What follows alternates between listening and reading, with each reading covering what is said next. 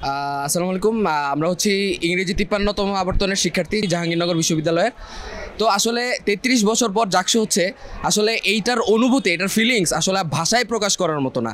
এই যে আমাদের গতকাল পর্যন্ত হচ্ছে প্রচারণা চললো, প্রত্যেক রুমে বড় ভাইরা, ছোট মানে সমান সমান ভাইরা সবাই হচ্ছে আমাদের রুমে রুমে গেল, সবাই হচ্ছে ভোট চাইলো।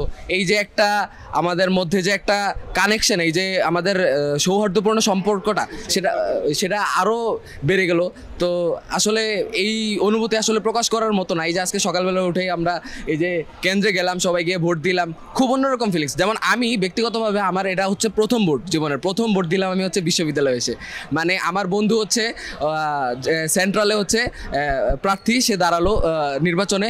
তো আসলে অন্যরকম একটা ফিলিংস। আমরা প্রচারণায় গেলাম, আমরা বড় ভাইদের সাথে কথা বললাম, করলাম। 33 বছর পর জাকসু, আসলে জাকসুটা আসলে প্রত্যেক বছর হওয়া উচিত। মানে এই যে আমাদের একটা সম্পর্ক বিশ্ববিদ্যালয়, এই যে একটা আপনার বলেন ডেমোক্রেসির প্র্যাকটিস, এটা খুব চমৎকার একটা জিনিস। জাকসু প্রত্যেক বছর চাই আমাদের। Thank you.